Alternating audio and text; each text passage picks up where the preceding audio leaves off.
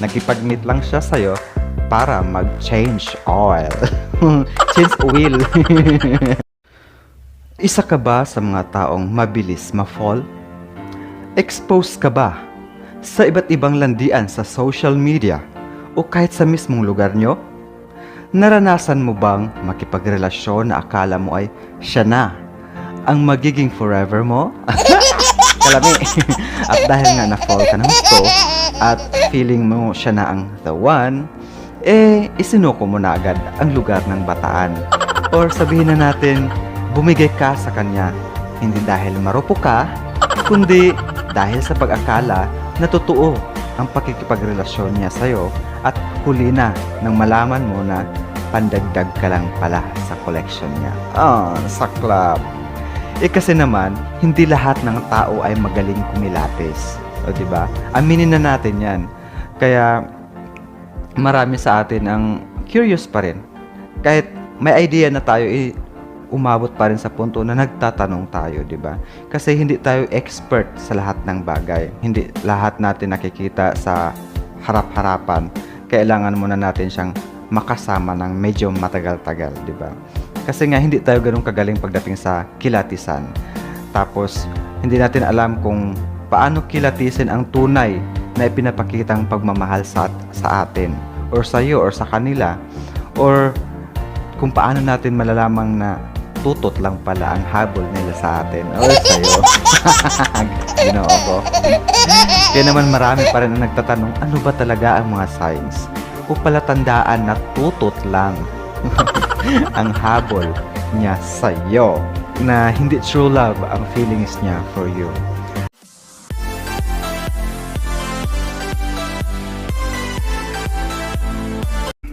Paano mo malalaman kung kalibugan lang ang habol niya sa'yo at hindi true love?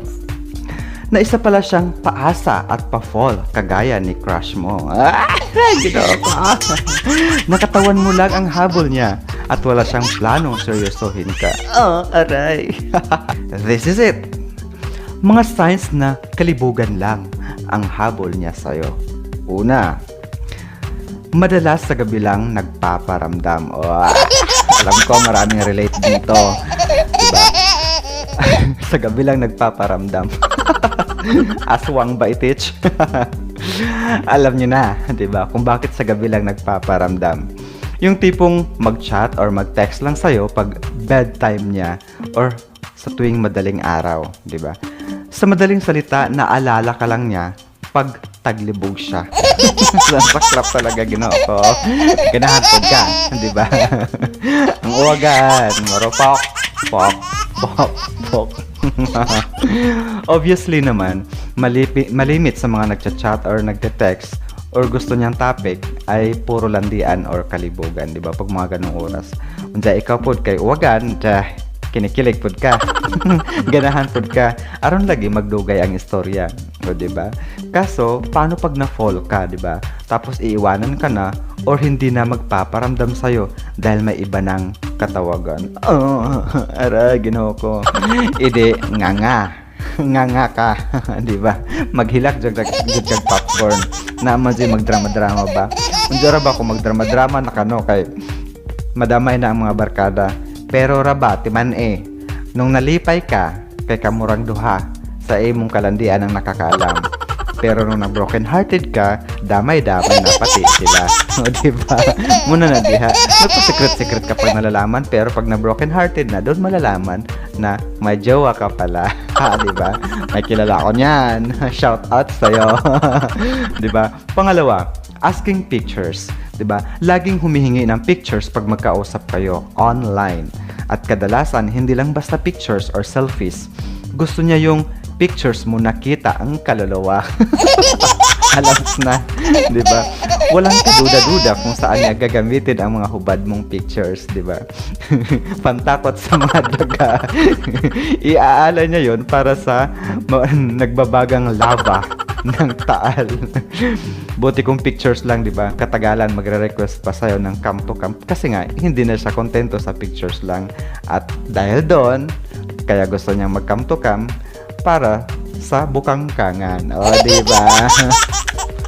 Pangatlo, laging nauuwi sa kabastusan ang usapan. Kaya laging nauuwi sa kabastusan ang usapan kasi yun naman talaga ang unang dahilan kaya siya nagpaparamdam. Dahil oras ng kalibugan, di ba? Feeling mo naman gustong-gusto ka, mahal na mahal ka, at gandang-ganda ka naman o gwapong-gwapo ka sa sarili mo.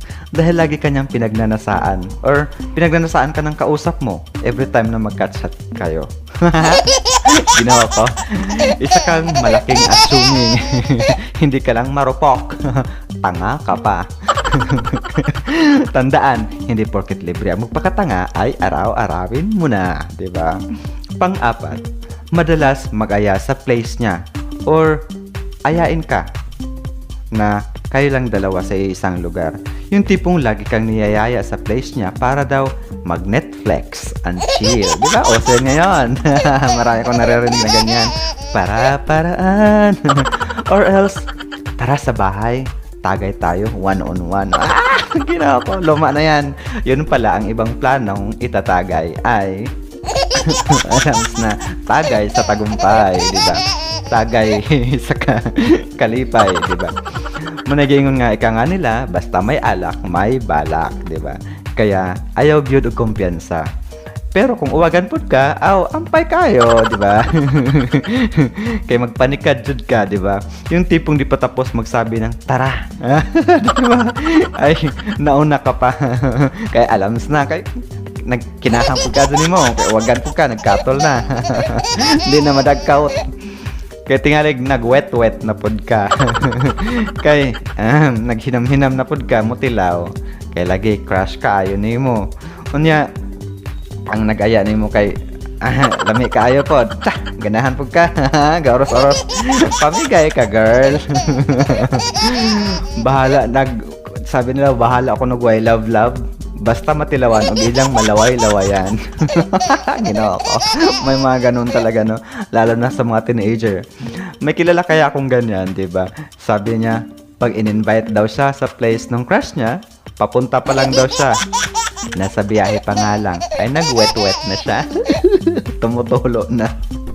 Diyos ko, Ginoo. Meron pala talagang gano'n na nag-wet-wet na raw ang underwear niya. Ganun ka ba? Ha? Tigang ka, girl. Number 5. Hindi nagtatagal sa isang lugar o sa place kung saan kayo nandun. Diba? Halimbawa, in-invite ka sa place niya tapos nakuha niya agad ang gusto niya. Alam mo na, tutot.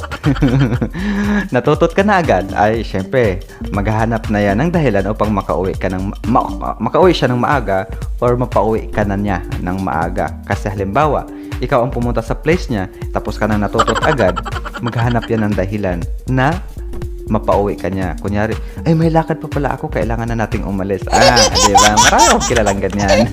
Di ba?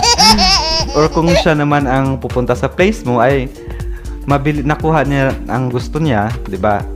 Pagkadating mo doon, agad-agaran kasi hinam-hinam lagi mo, lagi na.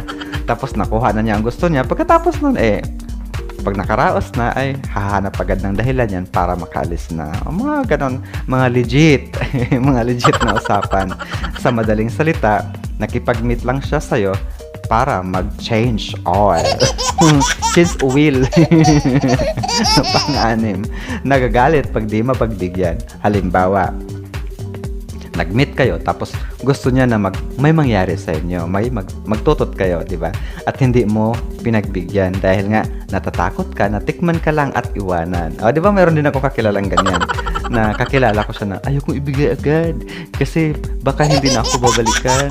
Pa baby, unya kay wala man jud mo balik kay di lagi perganahan og pa baby. Nagmahig dako.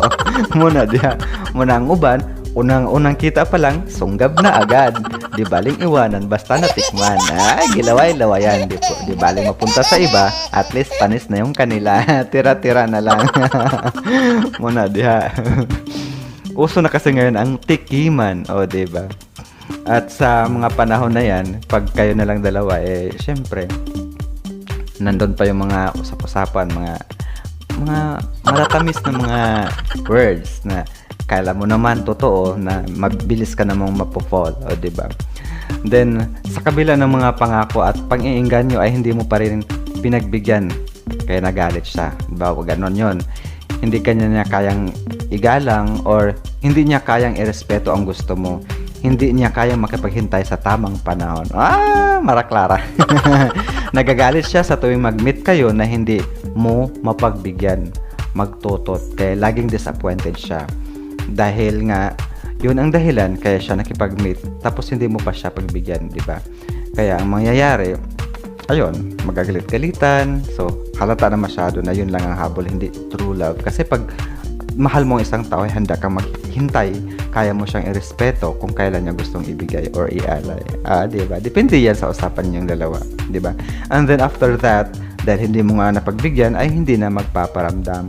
Klarong-klaro talaga, diba? Na hindi ka mahal at tutot lang ang habol niya sa'yo. Diba? Ikaw naman si tanga, iiyak-iyak ka dahil na-miss mo siya. Tinonto ito. Ikaw ba? Alin sa mga nabanggit ang naranasan mo na? Tanan mo siguro. Ikaw ba yung tipong paasa? Or ikaw yung pinapaasa? Sakit talaga. Ikaw ba yung tipong hindi pa sawa sa pangungolekta? Or ikaw yung tipong pinagsawaan na? Pamigay pala. Sa tingin mo ba mahalaga na alamin o malaman natin ang status ng relasyon natin sa isang tao? Or okay lang sa'yo kahit walang label, nags naman, or walang kasiguruhan, basta tikiman lang. Diba? Marami naman talagang ganyan. Sa panahon ngayon, karinderya lang ang peg. Diba? Naranasan mo ba ang lahat ng napag-usapan natin ngayon? Pero, binaliwala mo lang dahil pareho naman kayo ng gusto na tikiman lang. Sa bagay, depende lang yan sa tao. Sa madaling salita, pareho kayo ng parang karindeya. Bukas sa lahat. Pareho kayong dalawa. Sa panahon ngayon, iba't iba tayo ng gusto at paniniwala at pananaw sa buhay. Mahalaga pa rin na maging wais at matalino sa kilala sa taong sasamahan natin upang hindi tayo masaktan or walang damdaming masaktan. Dapat alam natin ang limitations natin, huwag basta-basta ma-fall at magtiwala lalo na sa mga estranghero. Estranghero, di ba? Napakalalim. Strangers, di ba? Sa panahon kasi ngayon dahil sa online, we can easily talk to strangers, di ba? Tsaka ikaw po kay marupok, pok, yak, hulog agad, pa-fall. Kasi maraming pa-fall sa online. At saka, higit sa lahat, mahalaga pa rin na alagaan natin ang ating emosyon, damdamin, lalo na ang ating kalusugan. Kung alam natin na hindi ito tunay, matuto tayong lumugar at umiwas upang mapangalagaan ang sarili, kalusugan at damdamin mula sa taong paasa at manggagamit. Aray!